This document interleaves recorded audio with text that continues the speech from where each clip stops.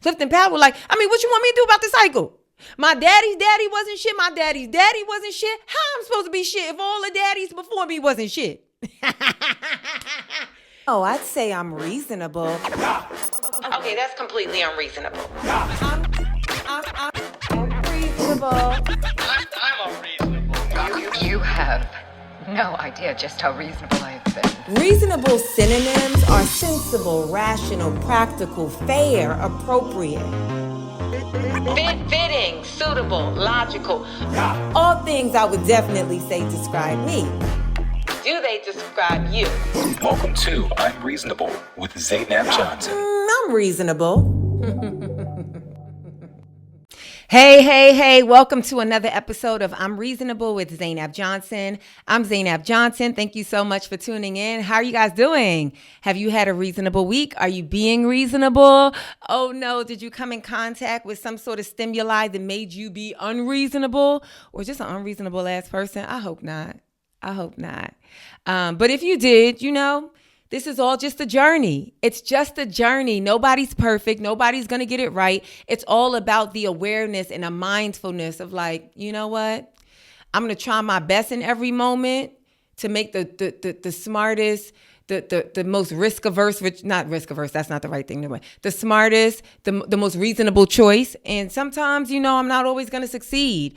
And I'm also going to be reasonable with myself and forgive myself, right? So yeah. I hope that's what's happening in you guys' life. If you're new here, welcome. Be reasonable. Take notes.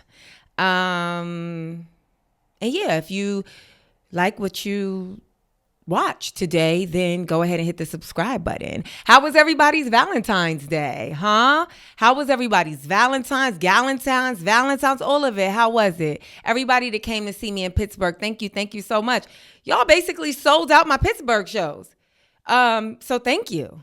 Thank you so much for coming. The Saturday shows were definitely sold out. And then Friday shows and Sunday show was like close to a sold out. So thank you so much. I had a lot of fun with y'all. I had a lot of fun with y'all in Pittsburgh. So yeah, thank you. Happy Black History Month. Speaking of which, rest in peace to Reverend Jesse Jackson, who passed away Tuesday morning. They say he passed away peacefully in a hospital. He had, I don't know what it's called, but he had been diagnosed with like Parkinson's, I believe, in 2017.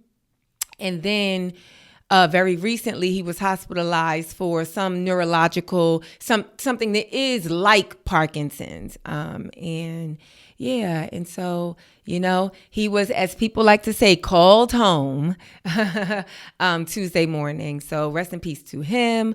Jesse Jackson, if you don't know, he was 84 years old when he passed away. And Jesse Jackson was a civil rights, obviously a reverend. That's why I'm saying Reverend Jesse Jackson. Although I'm not sure when's the last time I don't know if he was the leader of a church, like in a minute. Not that you have to be a leader of a church to be a reverend, but I'm just saying, like, how people be like, I went to, who's a reverend? I went to Reverend T.D. Jake's church. Yeah. I went to Reverend T.D. Jake. I hope so. Oh my God, I hope so. I went to Reverend T.D. Jake's church. I haven't heard anybody say like, I go to the Reverend Jesse Jackson's church on Martin Luther the King and Third. Like, you know what I'm saying? I ain't never heard that. So, but he is a reverend. He's a civil rights leader. He was the founder of the civil rights. He was obviously a key figure in like the civil rights movement. Jesse Jackson ran for president in like the 80s. He did not win, but he did. He was really instrumental in like, I'd actually be liking these types of presidencies or these types of elections where the person is running against the person who wins. They don't win, right? But the victory is that they did such good work in their competition. They did such work in presenting their views, their perspective, their policies, that it forces their opponent, it forces the other person, it forces either the other party or the other person that they're going against to really move the needle on what it is that they're trying to stand on in order to win. And so you don't become the president, but you still make change. You still make very tangible change. And I believe that is a large part of Jesse Jackson's legacy, especially as it relates to his run for presidency at some point in the 80s. Forgive me, I don't know exactly the dates. He was the founder of the Rainbow Push Coalition. And I actually gained a better appreciation for Reverend Jesse Jackson by way of Michelle Obama's book, Becoming. So Jesse Jackson was 84 years old when he died. So that means he was probably born like in the 1940s, right? Because 60 said, yeah. So he's probably born in like the 1940s. And he, interestingly enough, like, you know how like during Black History Month, you do a book report on Michael Jackson. No. I mean, sure, you can. But you do a book report on like Martin Luther King, Harriet Tubman, Rosa Parks, Malcolm X, W.E.B. Du Bois. You know what I'm saying? There's like these like very, very popular figures and very, very like, I don't know. It's like these are the figures that you have access to in school, especially before like the internet, But I just feel like people, I don't know. I don't really hear people like, did you do your Jesse Jackson book report? But it's like, I was actually talking about that on stage, like how you don't realize, like history always feels like the people are deceased. It's very easy to talk about Martin Luther King or, Harriet Tubman or Malcolm X because they're deceased. And so if they feel historic by way of their death, their passing, but it's like we're literally living in history right now. Anywho, I feel like if you don't know much, like if you're a bit younger and you don't know and nobody has prioritized in your life or your education or your like social circle to like be aware of Reverend Jesse Jackson, when I read Michelle Obama's book, Becoming, she has very personal, her and her family, especially by way of her being brought up in Chicago, which was like the headquarters, I believe, for Jesse Jackson. Like that's where he did a lot of his work, his early work. It just gave me like it really like the way she detailed how much he did and how impactful his work was. Like it was the very thing that allowed Barack Obama to, skate right on it. And I'm not trying to make it seem like it was easy for Obama. Obama's obviously like one of our most qualified presidents, dead or alive, if not the most qualified. And so I don't want to get into, I was supposed to be like, anybody could be president. I mean, that's why Kanye was trying to run for president, because it's like when you see Donald Trump become president, it's like everybody is like, The Rock is like, I could be president. Flavor Flav, like, I could be president. You know what I'm saying? Like Cardi B, like, I could be president. It's like everybody could be president, because when you see somebody so like awfully when you see somebody bad at it and be arrogantly bad at the job, I don't know. It just seemed like, you don't have to be. We thought you had to be. We thought you had to be smart. We thought you had to be really smart by way of like you really, really got a good education, or by way of like just experience. Like you spent so much experience in like politics and government and all of that. But then we saw like, no, you could just be like a really, really old, unattractive, dumb white man that represents some false reality that is wealth, some false reality that is like misogyny, some false reality that is like fragile patriarchy. Anywho.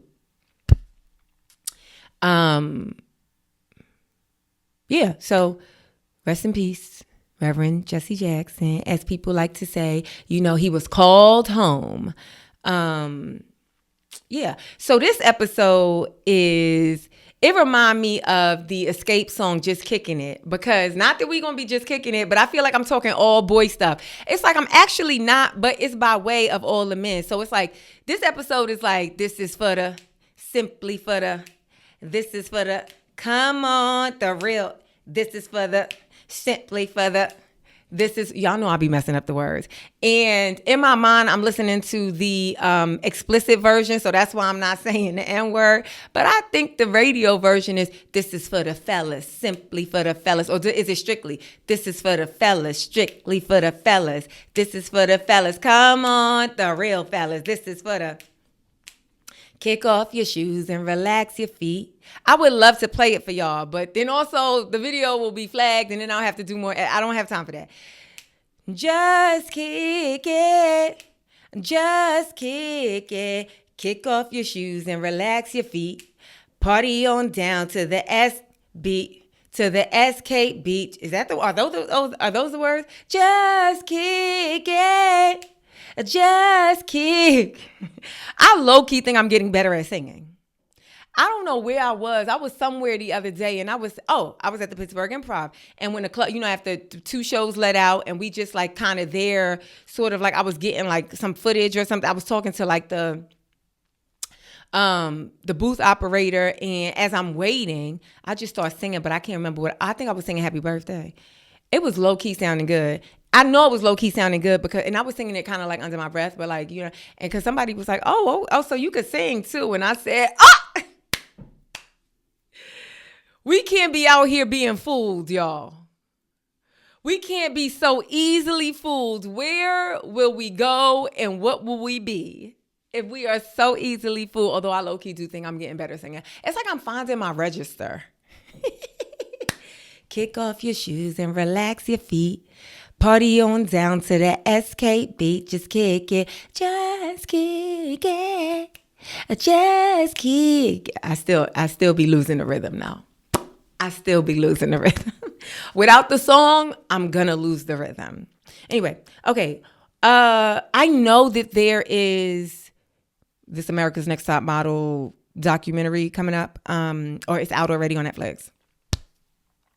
But I have not watched it, and I have not watched it, so I'm not going to talk about it. I didn't even watch America's Next Top Model, to be honest with y'all. The only season I ever saw was the one with Eva and Yaya. That's the only one I ever saw. I never seen another, and I don't even think I watched the whole season of that. But it's not pressing. Like I know it's having I know it's like the internet is like, oh yeah, you know, talking about it, but yeah. Before we get to the guy stuff, because I just saw a note that I wrote down, I've decided to start calling Beyonce Giselle. Because I was watching an interview and Kelly Rowland was just calling her Giselle. And I said, that sounds so personal. I'm going to call Beyonce Giselle. No, I don't know her. No, I'm not Kelly Rowland. No, I didn't go to school in Texas. No, I don't know them at all. But just the way Kelly said it, she didn't even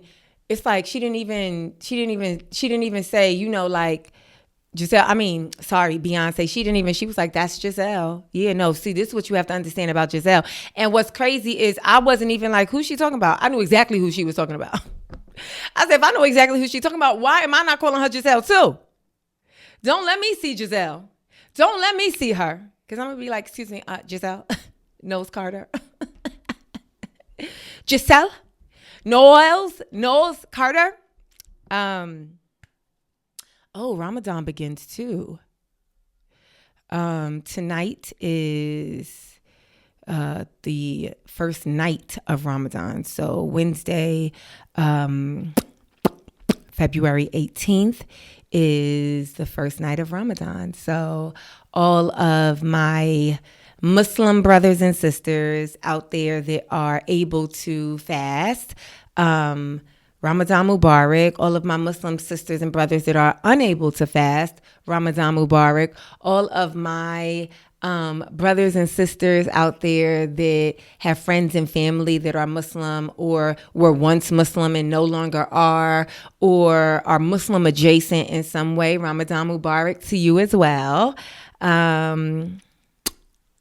Yeah, y'all know I'm about to be snatched. That's why I took some headshots the other day. I should have waited till after Ramadan, because after Ramadan, I'd be like,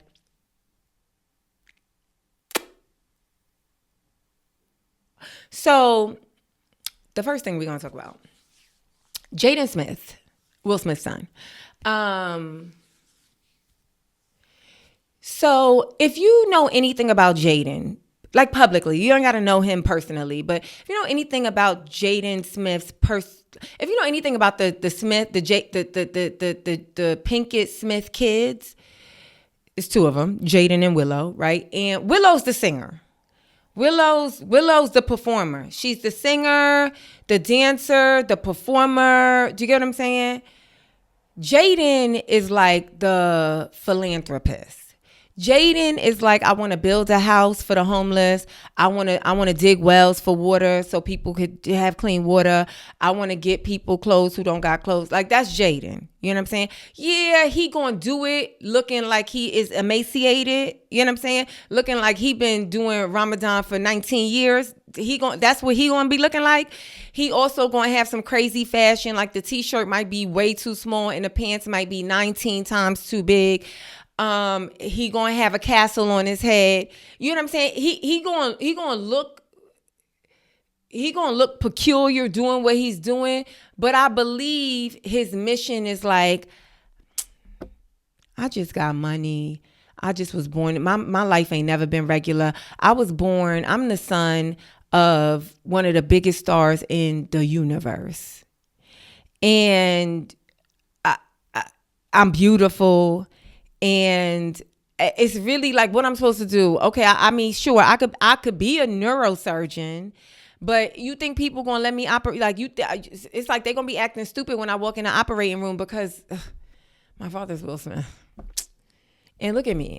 It's like, you know what I'm saying? Or I could be an actor, but then I would be constantly following in my father's footsteps. I would be constantly being compared to my father. I would be constantly like, you know what I'm saying? Also, I did that. I know I did The Pursuit of Happiness with him and everybody loved that. But then I did that other movie with him about, I don't know what it was about, but that was such an awful experience. I vowed that I'm never going to act again.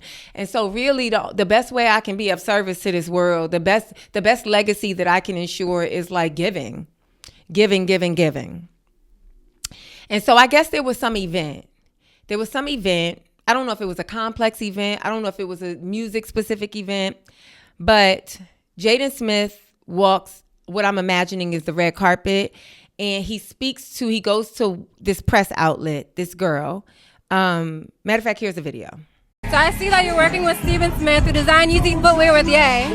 What are y'all cooking up?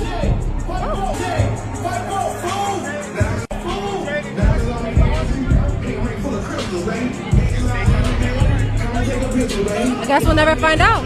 Okay, so obviously the interviewer asked him a question and he just walked off. The question that she asked was, he's working with a designer that designs stuff for Kanye.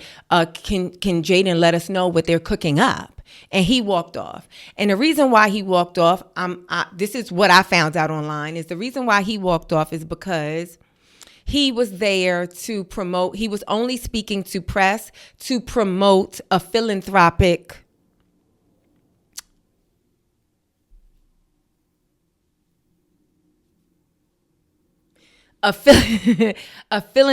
endeavor. And people were like, oh, was that messed up that he did that, right? And I don't think so. Because it kind of is what it is, right? Like, I understand everybody's position. I think that video is a perfect example of everybody doing exactly what they're supposed to do, and the result did not yield, and it didn't yield a good result.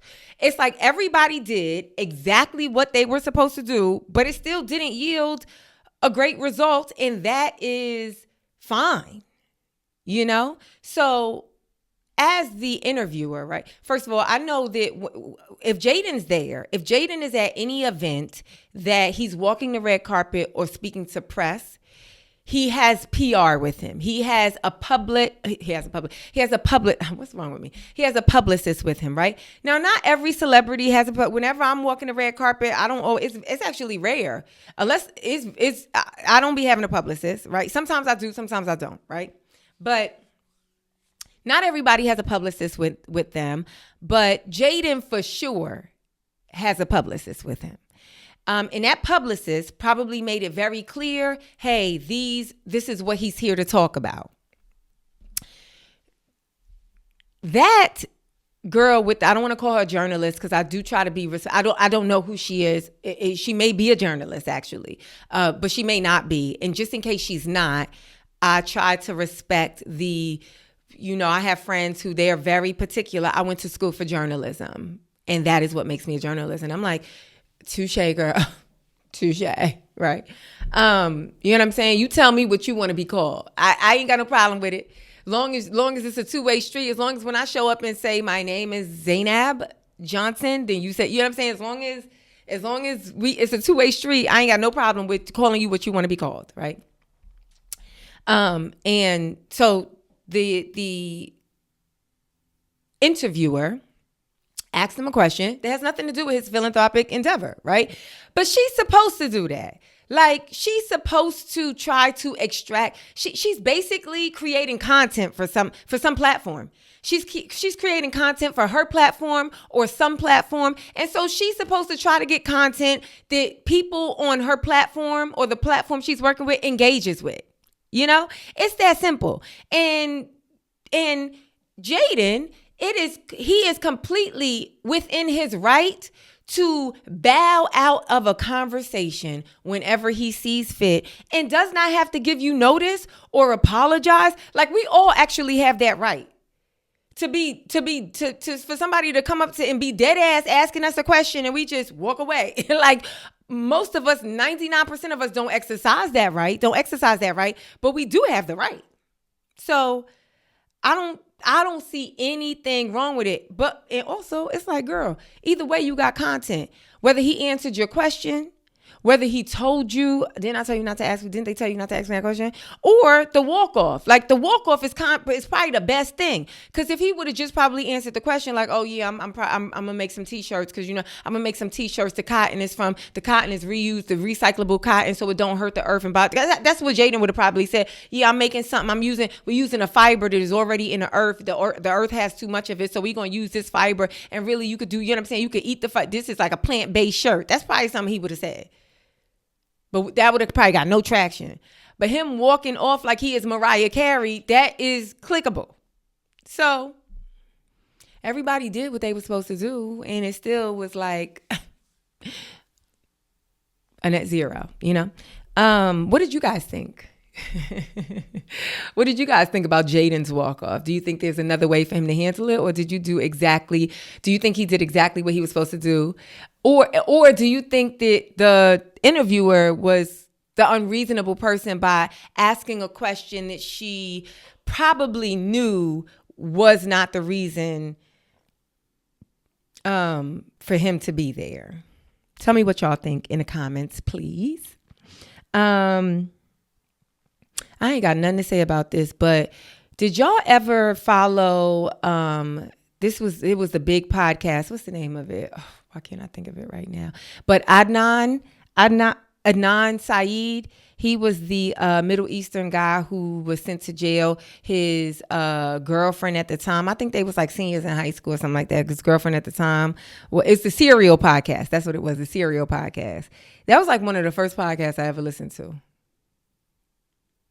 Anyway, that podcast, they had kind of opened up they had sort of did like an investigative podcast, which allowed Adnan, I hope I'm saying his name right, to for his verdict to be appealed.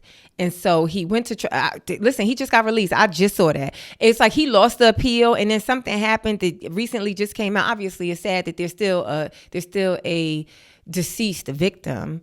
And it always sucks when it doesn't suck for the person who might for sure be innocent and is able to be vindicated, like they're able to find a pathway to freedom. But it also does, it can feel a bit like, well, where's the person? Like, we still ain't find the person. You know what I'm saying? Like, I think it's been like, I don't know, 20 something. Anyway, he's out. Look it up. Because I had listened to that podcast, I was so into it.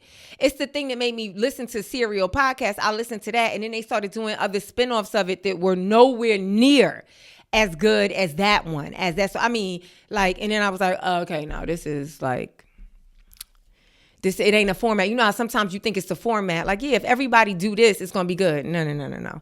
Sometimes it's literally the content or the creator. Don't give a shit what the format is.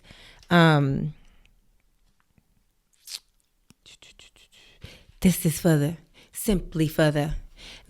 the, come on, the real. Okay. So what I want to talk about today, what will take up the rest of this episode is... Yeah. What'll take up the rest of this episode is there is this video that was released 5 days ago on YouTube. It's titled Black Men Trust Black Women Roundtable, presented by Sister Song and BLD Power, PWR. And that is what it's titled. And the reason why I was unfamiliar with Sister Song and BLW Power. But you know how what happens on social media is we get the small clips, and the small clips are so salacious. The small clip was so salacious, and it was so much commentary online. I was like, wait a second, I have to find the full thing. This seems like something that you really should watch in full before you talk about it, before you cast any opinion. You know, like it felt to me like the most reasonable thing I could do is to watch the whole thing to see if I even wanted to address the clip that's going viral, right? So first, when I see that title, right, I had to look up like who is Sister Song, and Sister Song is a Southern-based national membership organization. Their purpose is to build an effective network of individuals and organizations to improve institutional policies and systems that impact the productive lives of marginalized communities.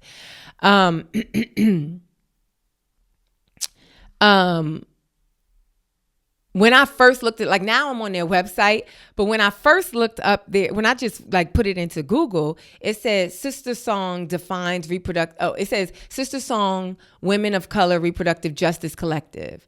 Like that they were a reproductive justice collective. And I was like, what is that? It's like, this might sound ignorant. I don't mean it to be. I hope I'm not, but also I have to be transparent. There are times in my life, very often, especially when it comes to titles, where people say words where individually I know the exact definition of those words individually. And then you put them together and I'll be like, huh?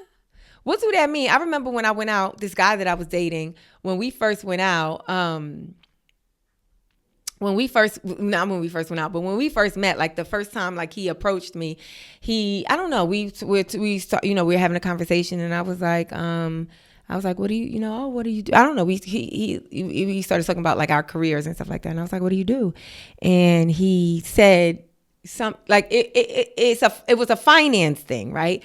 But he said all of these words. It was like something, private equity, something. And I said, I know what all of those words are individually. But like, what does that mean? Like, what is that title? And he laughed. He was like, I'm so happy that you said it. He was like, because there is a much simpler. I was like, are you a banker? He said, no, I just buy and sell. I just acquire companies and help make people really rich. Like I said, yeah, what was all them other words? It's like every single word he said, I knew exactly what that word meant independently of the other words it was next to. Anywho, so I felt like this when I was looking up Sister Song. Sister Song is the largest national multi-ethnic reproductive justice collective. It's like, okay, I know what largest means, right? the biggest, the most in size. I know what national is, right? The entire nation, nationwide. I know what multi-ethnic, multiple ethnicities, right? Reproductive, I know what reproductive is like our reproductive system, right? Reproducing, right? To make something. Justice, I know what that, it's just like, I was like, so wait, are they trying to get justice for like, is this just a fun way to say abortion? You know what I'm saying? Like, it's just a fun way to say, like, you know what I'm saying, pro-choice, or like a woman's body, she should make her own, she has and like, kind of it is, right? And so it's funny, when I first started watching this YouTube video that they did, which is actually close to like 2 hours. It's like an hour and like 50 minutes. And what's even crazier is the moment I sat down to tape this episode, my mom text the group chat. She texts the family group chat. Let me read what she texts the family group. As soon as I started, the moment I pressed record, y'all are not going to see it, because then I got the text and was like, oh, let me just start over, right? Because I was like, that reminded me, turn off my notifications. My mom says, this is exactly what she texts. The men in our lives should watch Sister Song YouTube Roundtable. I thought the conversation was relevant. Check it out, and in a heart. And I was like, oh my God, Umi, this is what I write. Oh my God, Umi, I just watched it to discuss on my podcast. I thought the same thing. Then I put, wow. Then I put, I totally agree. And then I put the men and the women. You know what I'm saying? Because it's like, yeah, sure, the men, but the men and the women. You know what I'm saying? And then I put the link, because my mom my Umi is not going to put the link. So I put the link. And now I'm just seeing all the other texts. And my brother said he's going to check it out. And my older sister talked about how she loved my mom so much. Shut up. Ain't nobody asked you that. We're talking about the YouTube roundtable. Talk about, mother, I love you so much. Shut up. We all love her so much. Shut up. I just thought it was like, yeah, I'm supposed to be talking about this right now, because part of me was like, should I have watched America's Next Top Model documentary? Because I did see that clip as well, where Miss J, the person who taught all the girls how to walk, I did see that he suffered a stroke. This is strictly for the, come on. This is for the, strictly for the, this is for the, and I wish I could do all them runs. If you know the song, she doing, the girl with the high pitch, she doing a bunch of runs in the background. Ooh, harmonizing. I'm getting better, you guys. Let's admit it. I'm getting better. So I also had to look up what BLD Power was. And BLD Power, it says that our mission is to engage in the power of storytelling to bring about the liberated future we all deserve. The future of storytelling. We are social architects that shift culture by building community and producing stories rooted in authenticity, healing, and freedom for Black and Indigenous people. And the programs and events that they have community events, mental health events, voting outreach, culture building. They do it all. So these two organizations, these two collectives, these two brands came together and produced this round table.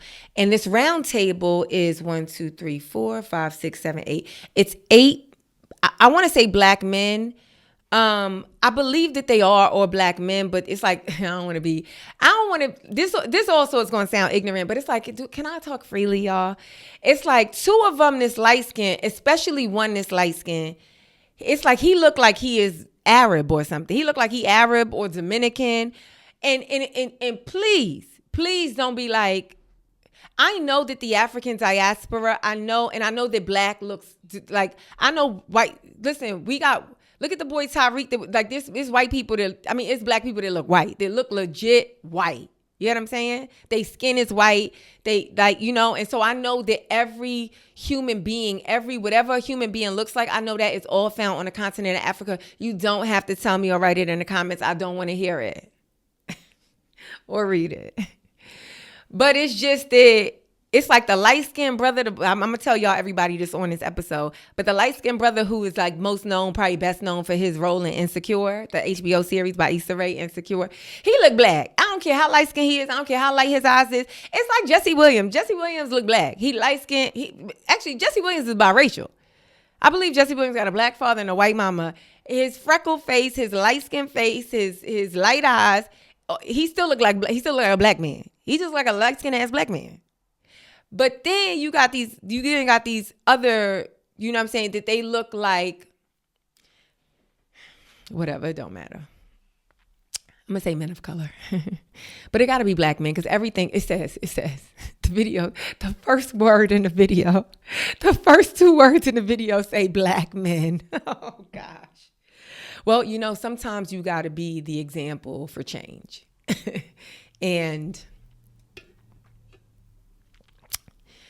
you know, sometimes y'all got to watch me and not follow my lead, but you got to look at me for what not to do. That's just the reality. You know what I'm saying? Sometimes you got to be like, ooh, Zainab. The most reasonable thing for me to do is watch what you did and not ever do that. It says black men trust black women. It's black. It's black. They black. So the people who are at this round table is an actor named Daniel J. Watts, the actor Clifton Powell. Some of these people I'm very familiar with, and some I'm not. This is my introduction to them, and so it may be yours as well. But Daniel J. Watts is an actor. Clifton Powell is an actor. Kendrick Sampson is an actor, activist, and producer.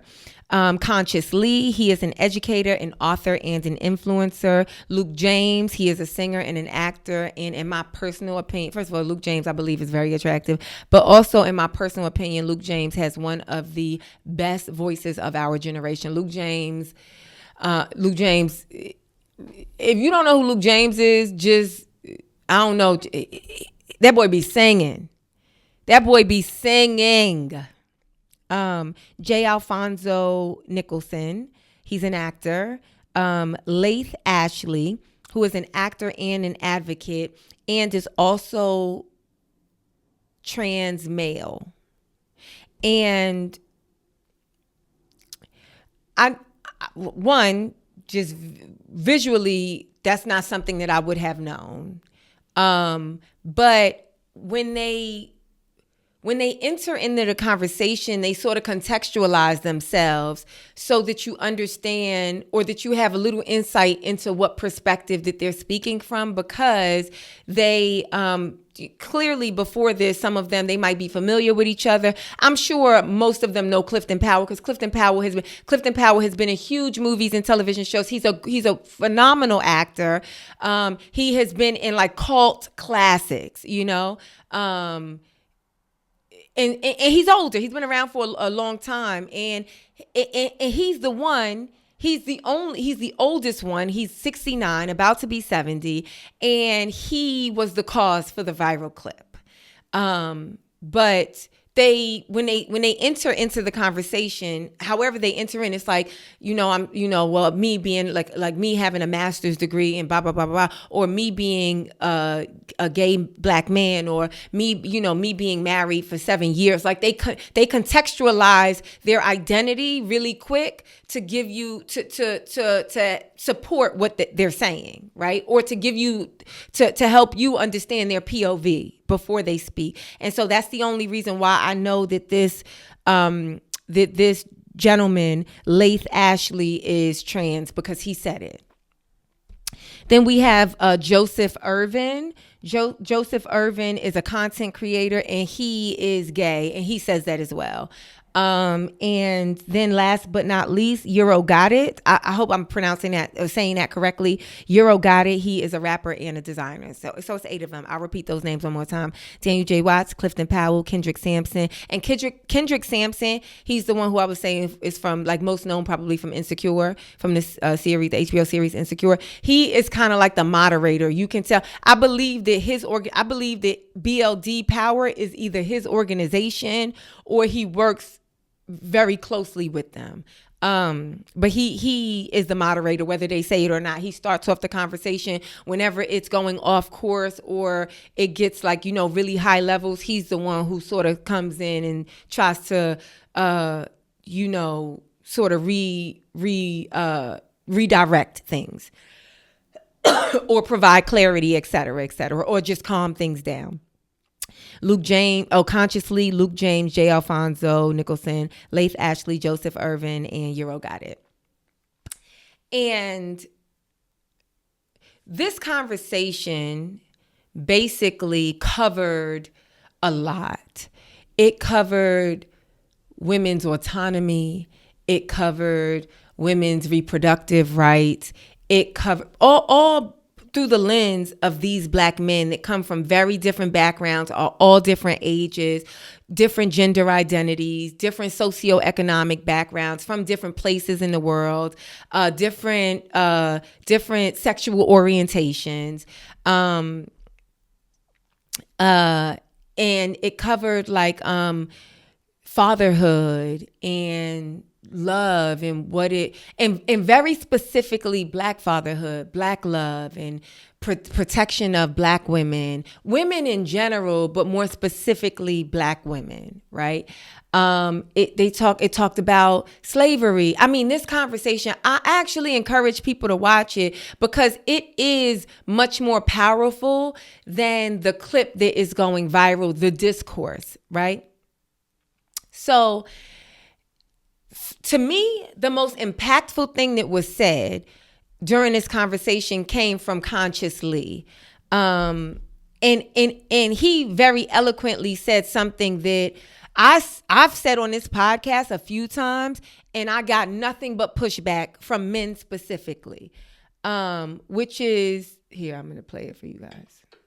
So for me in this conversation, thinking about like fatherhood, I can't help but to think about the way in which I was introduced into this conversation about women's progression and how there were critiques of Black women that talked about how us as men don't start thinking about this shit until we start having kids. Mm-hmm. So we start to think about how we only think about women when it's tethered to a man. Mm-hmm. Like, hey, respect her, bro. That's so-and-so little sister. Hey, respect her, bro. That's so-and-so. So it's really thinking about how us as men, in terms of accountability, we really don't even have a good transition from objectification to fatherhood because you've been a fucker for 20 years. Mm-hmm. And now you don't want to be a fucker no more. Now you want to be a father. Because we don't have that accountability to think about the like how we are taught to objectify women. And I know in our conversations it'd be like, hey, you can get respect from the homies based off how you get down on a bitch. Yes. Yeah. To be real. Mm-hmm. You can get capital, popularity, preference based off of how you're able to dominate and objectify other women. So then when I come into the conversation and I want to talk about progression of women, we start to have different, I'm gonna say pathology, different ways that stigma taps into it. And I think one of those is us being very critical about how we relate to women that's not related to us. Like, how do you respect women that's not your sister, that's not your mama, that's not your, you know what I'm saying, you feel me? Oh, even women you find unattractive. Like, how do you respect for those women? And I think that the conversation starts before we start thinking about fatherhood. It starts to me, thinking about it in middle school, you know what I'm saying? But also in this conversation though, it's like, hey. So do y'all remember the episode where I started? I said, there's closeted misogynists, meaning they don't know. They don't even know that they're misogynists.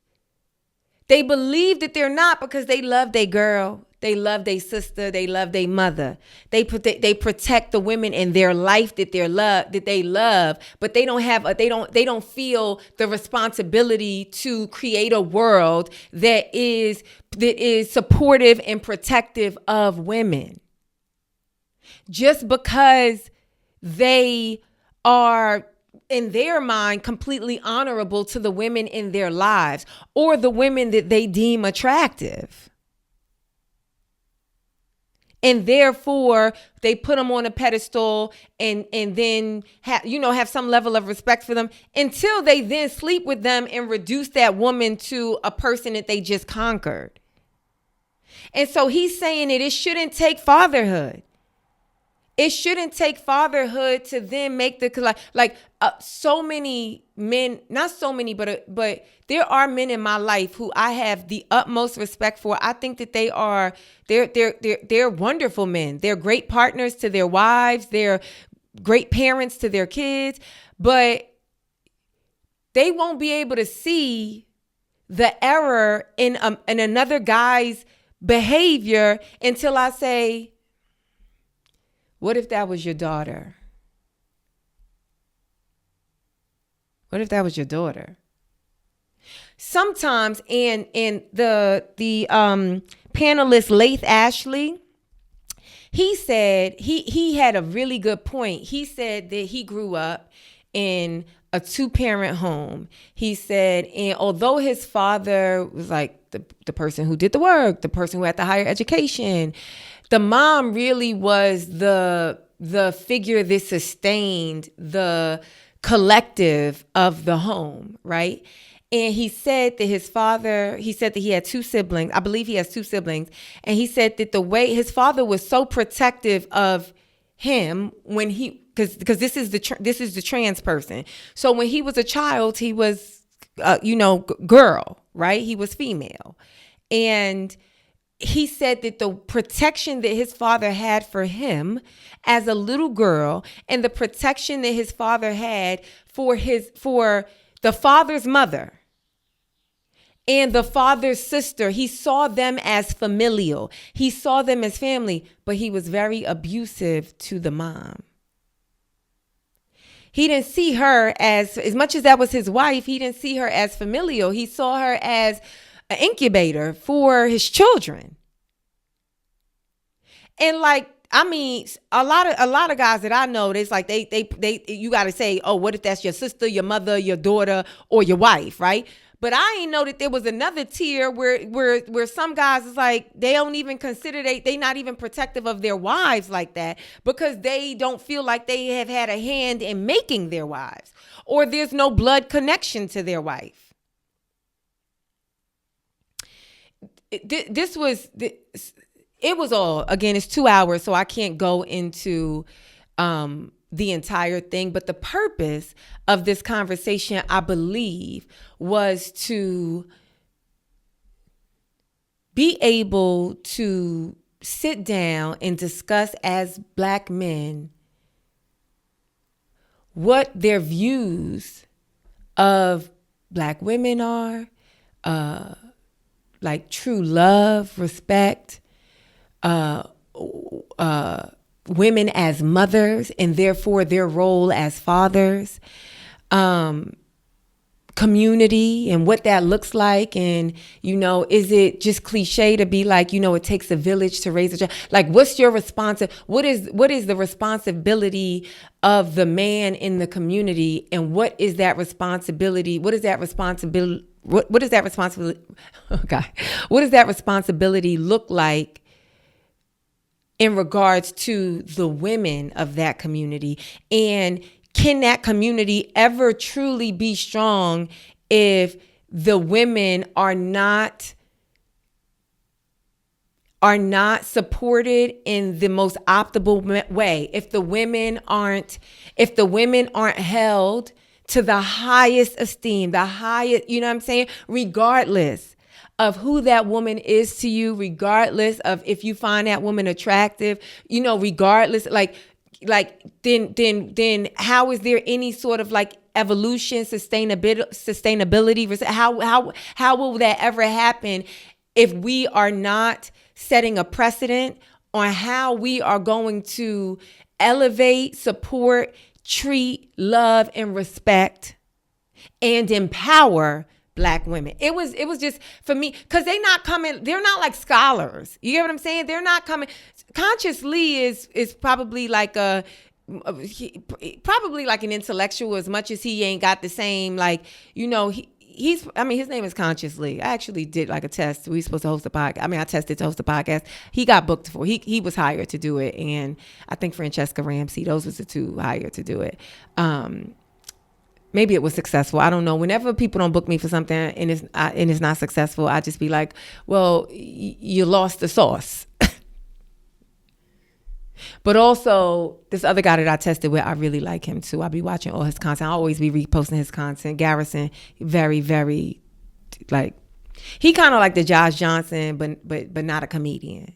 He kind of got that vibe to him. It's like if Josh Johnson just was trying to be a, like, you know what I'm saying, not an intellectual, but if he just, if he was an activist versus a comedian, or if he was a, I don't know, whatever. What am I talking about? Anyway. So now, the clip that's going viral, let me see if I can find that clip. Come on, but go ahead. The one thing that I just want to talk about in Luke, make sure I say the name right, crop this part out. Okay. What Luke brought up was like accountability. Like, yes, we can talk about, you know, what our families did to us, all this, all that, but eventually, and I know why people try and say this, and I really don't like that, but eventually comes a point where you have to decide, how do I want to live my life? I haven't talked to my daddy in 6 years. I don't give a fuck about what my family has gone through. I know where I will go. So it's like, you know, you can only say that for so long. Black women are tired, and, you know, kind of like putting onto them like, hey, like, you didn't do this entirely, because everybody in here, several people have talked about, like, you know, going to counseling.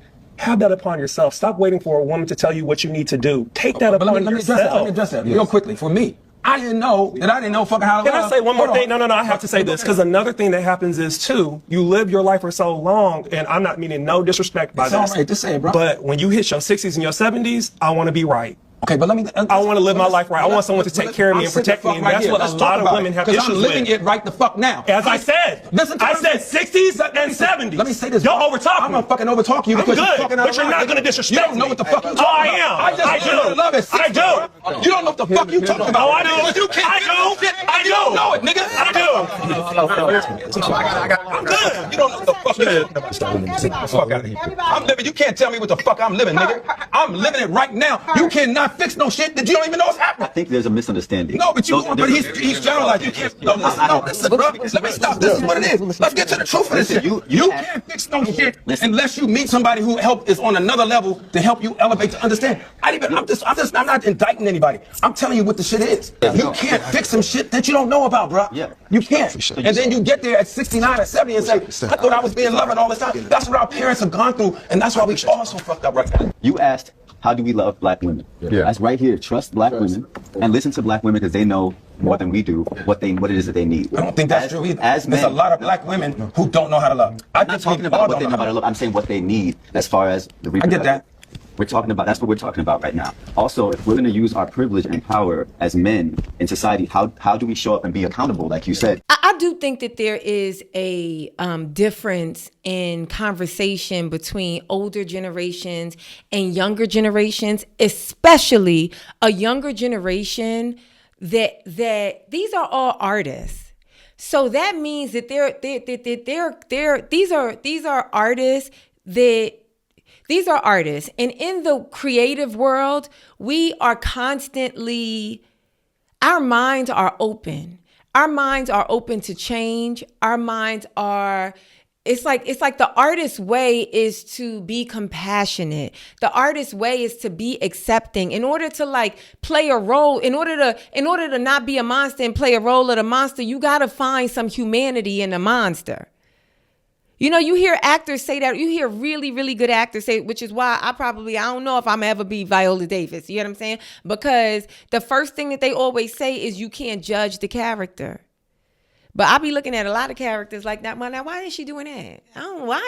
Why is she doing that? Do I have to do that? I don't want to do that. That does not make sense that she's doing that. I think Felicia Rashad say it all the time because they be like, how did you go from playing Claire Huxtable? Now you be playing all of these devious, motherfucking shitty ass old ladies. And she's like, you don't judge the character. Every human experience exists, and it's not your job as the actor to judge it. It's your job as the actor to portray it. And so I do think while there's younger men who are I don't want to identify Clifton Powell as a misogynist, but while there are younger men who are in the same unfortunate cycle that Clifton Powell has been in for his close to 70 years on this earth, as it relates to black women, usually it's because they don't because whatever environment they're in sort of promotes that. You get what I'm saying? But as the creative in this business, it's very hard to do. You homophobic? That's hard to be homophobic. You're going to have to work with so many queer people.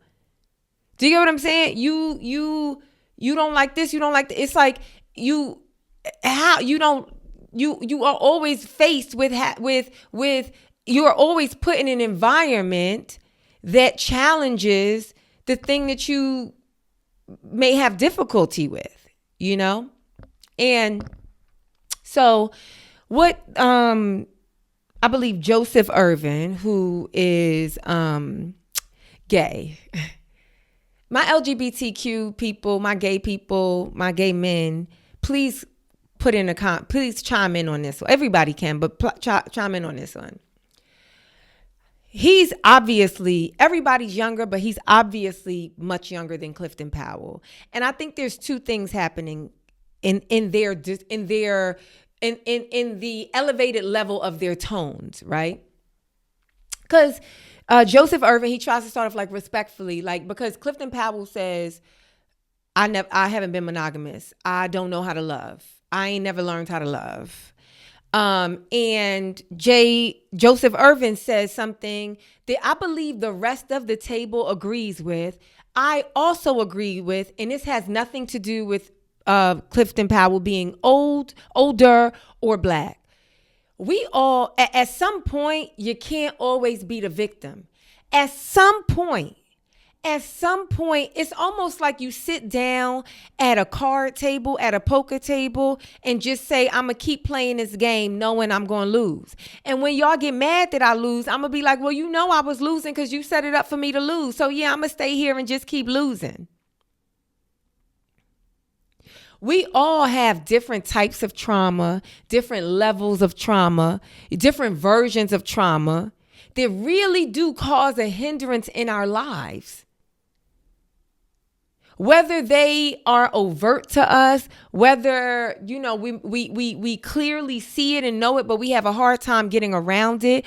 But at some point, and I tell the people who I feel like this needs to be told to that are closest to me, at some point you have to decide that you want change. And and I'm sure Joseph Irvin and everybody else at that table, including Clifton Powell, understand that's probably easier said than done. But it ain't never going to get done if you can't even acknowledge it, if you can't even say it. But the reason why I am bringing attention again to him being not just young, but also queer is because I don't think that Clifton Powell at all is homophobic. But I think that when when Joseph Irvin said, he asked him, when Clifton Powell said,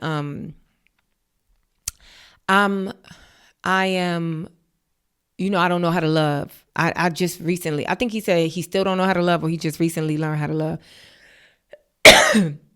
He said he ain't been monogamous.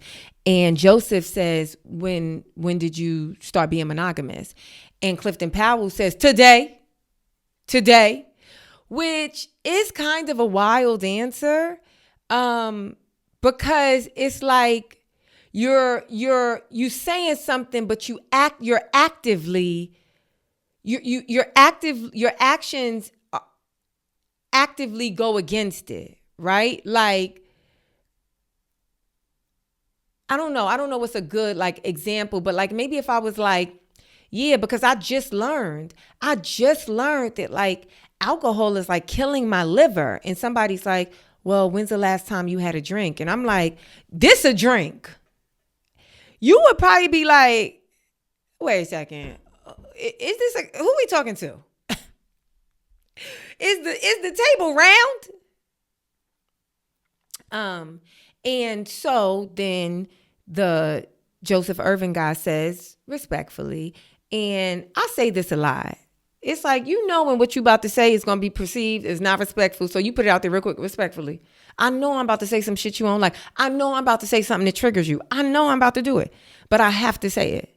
He said older people, not just older people. He specifically said his age, 60s and 70s. So it's like, what, you 69? Okay, 60s and 70s. So it ain't no way for you out of this conversation. Older people, 60s and 70s. It's like, y'all, when you going to stop? Like you just talking because you trying to be right. You ain't really trying to converse.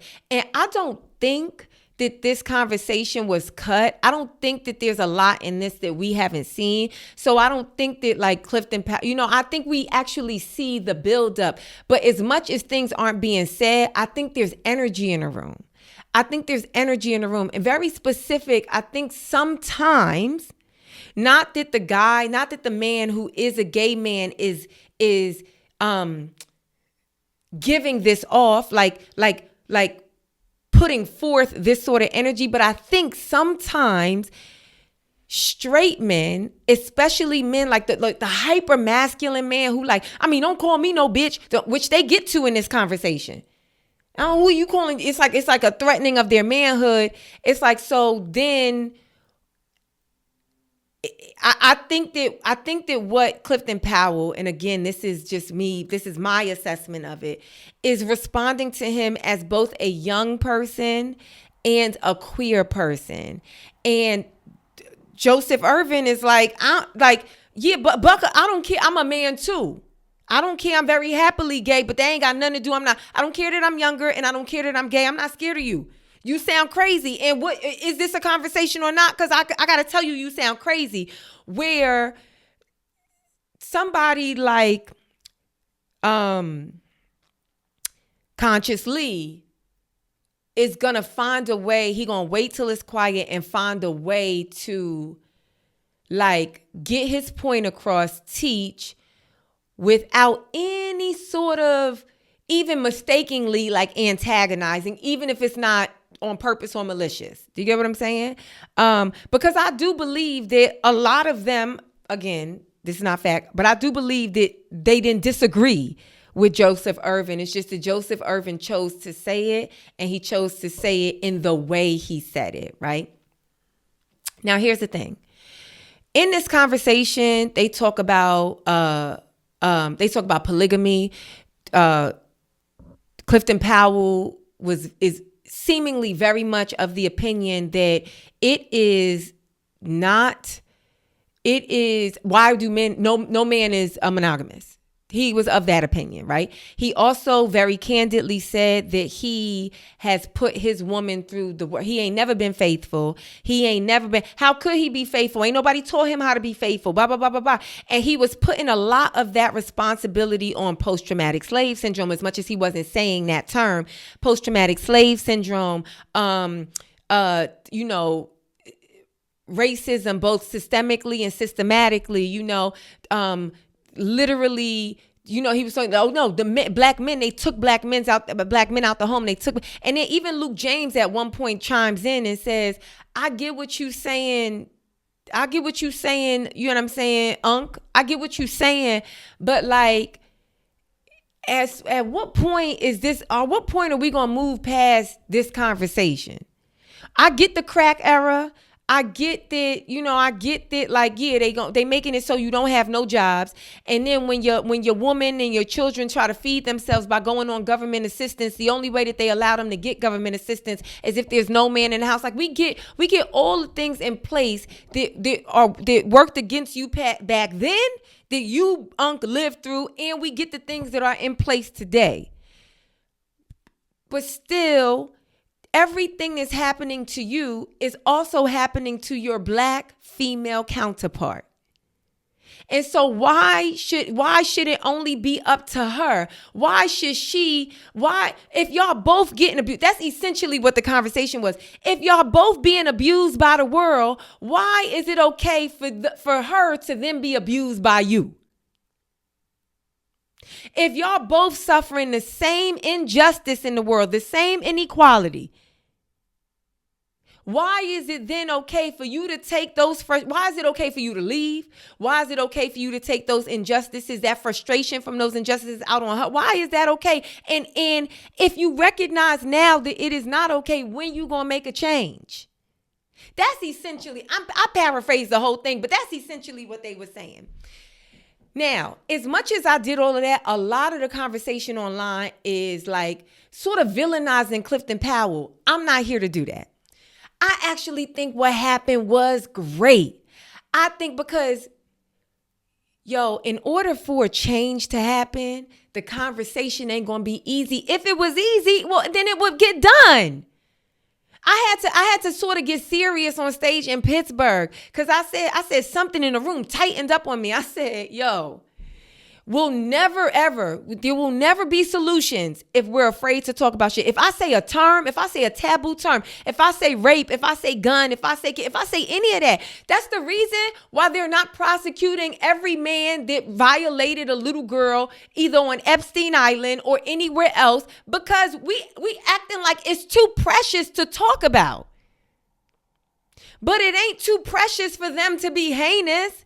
It ain't too precious for you to beat up your wife or your girlfriend or rape your daughter or your niece. It ain't too precious, but it's too precious to talk about. So I personally think that the conversation was wonderful because really what happened is a little bit of ego came out, but that happens. That's an old ass man. Clifton Powell was 70 years old. He believed, he really wanted to be right. Joseph hit it on a note because at some point the rapper Euro got it. He sort of was able to articulate what Clifton Powell was trying to say, but from a younger perspective, from a more because the reason why they accepted it from Euro got it is because Euro got it understood where Clifton Powell came from, but also understood that it was his responsibility to make that change. And therefore he made that change. You get what I'm saying? So they was able to like converse with that. But Clifton Powell was like, you don't know me. You can't tell me what I did. You can't tell me my shit. And it's like, now if I can't tell you your shit, imagine the lady in your life that can't tell you your shit, but you expect her to reveal your shit and help you heal your shit.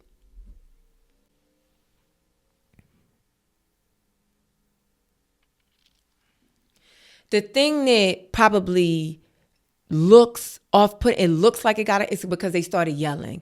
That's just ego. That's just ego. And then Kendrick Sampson, he came right in.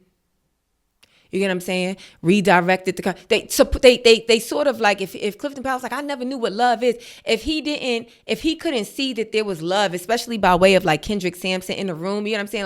Like we hear you, we letting you say. Clifton Powell was interrupting everybody because at the moment where his ego came out, and yeah, most people who done lived on this earth for damn near 70 years do think they know more than you. They've seen more of the world than you have. They've seen more trends than you have. They've seen more changes. They've seen a lot of shit of the same. A lot of the things that we read about, they lived through. So yeah, they gonna think that they know some shit that you don't know. And how dare you tell them some shit that they think they know. And it might not take one of these conversations. It might take 15 of these conversations.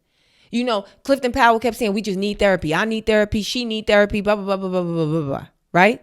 It might take a whole bunch of these conversations, but the only way you get to real solution, real change, real resolve is if you have these conversations, no matter how ugly they get. No matter how ugly they get. If you're not having these conversations often, and if especially you having these conversations with strangers, these men, for the most part, what I know is Clifton Powell don't know no Joseph Irvin. Now, I know Joseph Irvin done watched a lot of stuff that Clifton Powell is in. Might even have come into the conversation with some preconceived opinion or notion of Clifton Powell. But I know Clifton Powell ain't never seen Joseph Irvin a day in his life. So young boy, young gay man who I ain't never seen a day in my life, how dare you tell me what I'm saying ain't right? That's gonna be an old NIGGA for you. I mean, that's, you know what I'm saying?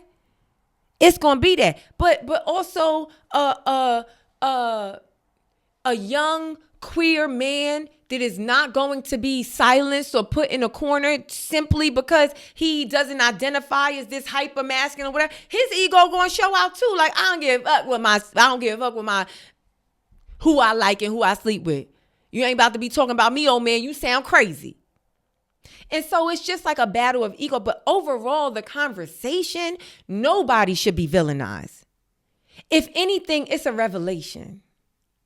It's a revelation of where the areas in which each person came into the conversation and where in the work that needs to be done from the individuals once they leave those conversations. And it was all in the pursuit of how do we show up for Black women better. And it's like, yeah, how can you do that if you don't? I mean, Clifton Powell says it.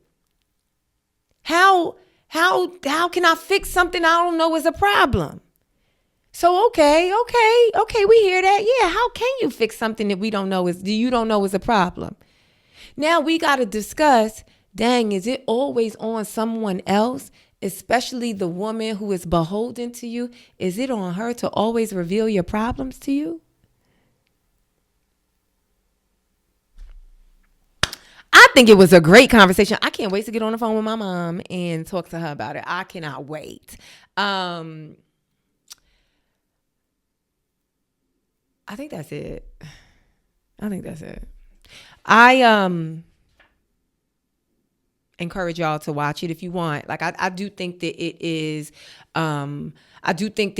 worth watching, and I would love to know if you felt like was Clifton Powell as unreasonable as everybody is saying that he is. And there is this, we have like these podcasts where we do have this community of men online that are, I don't know, really sort of creating a echo chamber of just ridiculous man shit that ain't going to help nobody. That only proves that they are like detriments to us as a human race. You know what I'm saying? And I don't think to reduce Clifton Powell to that, I don't think that that's fair. I do think that he got some major blind spots. I do think he has a reckoning with himself to deal with. I really do. But I don't think it's like he bad, shut the F up, and this why we got to get rid of. No. I use this quote all the time in my regular life. I probably said it on this podcast. I don't know. One of my favorite quotes from Martin, from the Martin TV show. It ain't even a funny quote. One of my favorite quotes on the Martin TV show is something happened with Martin and Gina, and some old men is at Martin's apartment, and they asked him like, you going to fix it with your woman or something? Martin like, she got stabbed. I'm a man. Something like that, right? And the old man, before he leaves out, he says, young fools. No, he says, old fools used to be young fools. All I'm saying is, old fools used to be young fools. Think about it.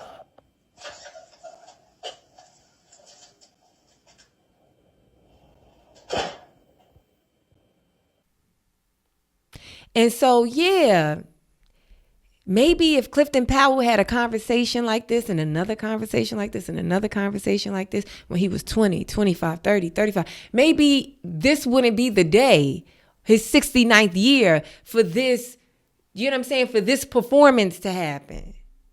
But I mean, it also ain't too late. And I think there has to be some grace and some empathy and some, yes, definitely a mirror, a reflection of, this is cyclical. This is cyclical, but you got to stop blaming. Clifton Powell says, now I'm just recalling, because it's a 2-hour sit down. So I'm just recalling all the stuff. Everybody at the table can agree that it is a cycle. But where the disagreement happens is a lot of them feel like, yeah, it's a cycle that has to be broken. Regardless of what's the cause, the inception of the cycle, it's a cycle that has to be broken. Clifton Powell what you want me to do about the cycle?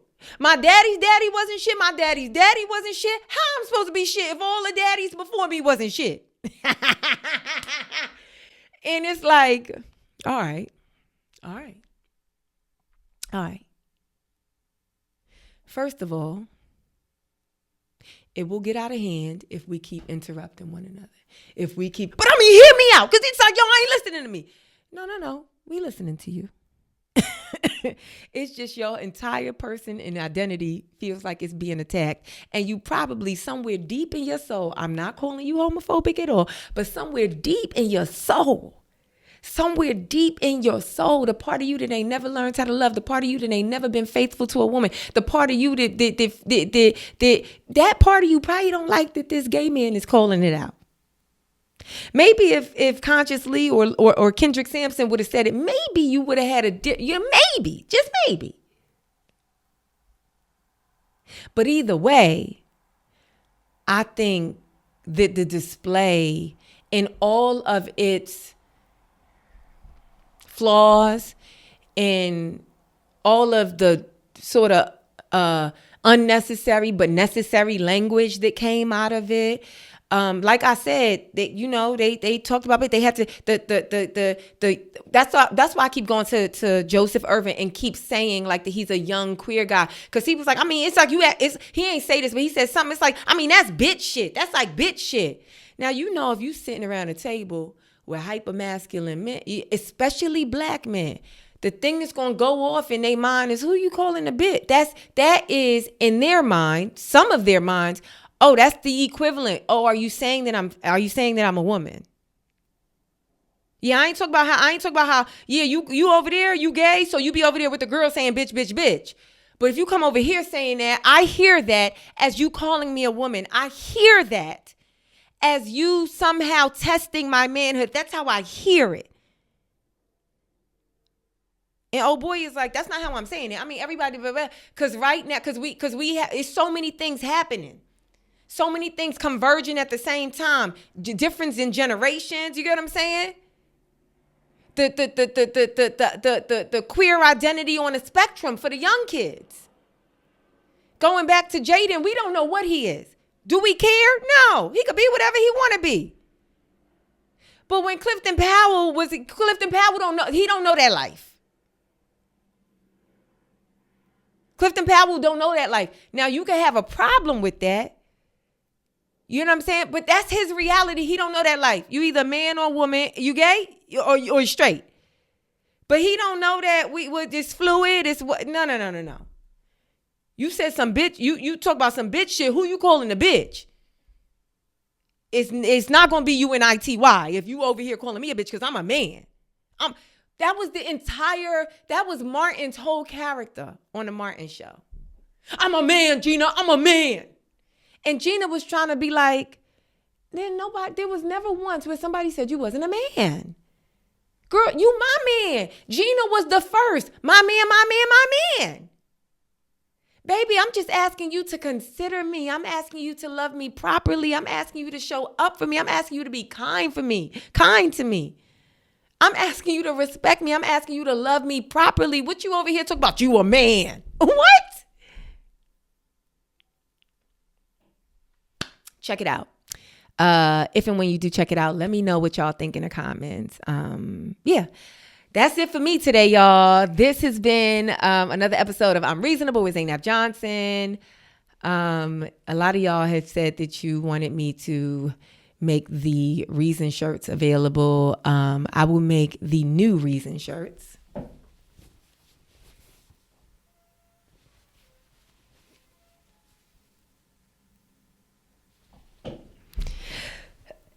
I will make them available next week. And I literally have, of the original I'm Reasonable shirts, I literally have 4 more left.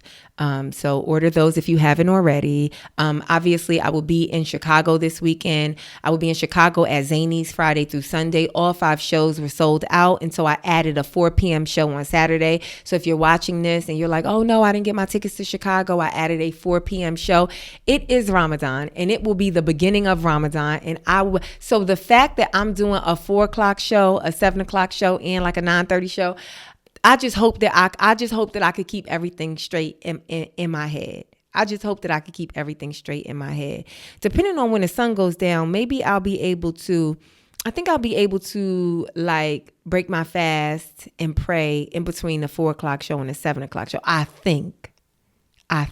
Anyway, if you didn't get tickets, go ahead and grab those tickets. I will be in Indianapolis the day before, this Thursday. So tomorrow I will be in Indianapolis. That is February 19th. I will be at the Helium in Indianapolis. And so get those tickets if you are in Indianapolis. June 6th, I will be in DC. right? The Charlotte date was rescheduled to May 24th. So come see me, get those tickets. That link is up so you can if you already purchased tickets, just transfer your tickets. Don't even worry about purchasing new tickets. You don't got to do that. If anybody tell you different, hit me up. Just transfer your tickets to May 24th. But if for some reason, when I was coming before and you couldn't make it or you never purchased tickets, whatever, the new date is May 24th for Charlotte, okay? May 24th. I'm doing 2 shows that Sunday, May 24th, okay? June 6th, Washington, D.C. I do have to reveal this. It is a special taping. It's a special taping. So go ahead and get those tickets. Because when it sells out, we not adding no more. It is at Howard Theater. Those tickets go on sale today or tomorrow. I don't know. I think Live Nation pre-sales is today, Wednesday, June 18th. And then to the public, to the general public, it is Thursday, June 19th, January 18th. And then Thursday, January 19th is when the tickets go on sale to the public. So this week, y'all, if you in Washington, D.C., if you want to be at my second special taping, because I have one special called Hijabs Off, right, which is still available on Prime Video. But if you want to be at my second special, that will be taped in Washington, D.C., June 6th. So get those tickets. Just scroll down to the details of this podcast, click on the link, and I hope that I see y'all there with good laughter and good energy. And I have no idea what I'm going to look like. I ain't going to do cornrows. I'm probably going to do big hair. I'm probably going to do big or a ponytail. Ooh, I don't know. Anyway, thank y'all so much for tuning into this episode of I'm Reasonable. If you haven't already, hit the subscribe button, hit the thumbs up, do all of that. It's like, I shouldn't have to tell y'all. Anyway, I'll talk to you guys next time. Until then, be reasonable. Bye.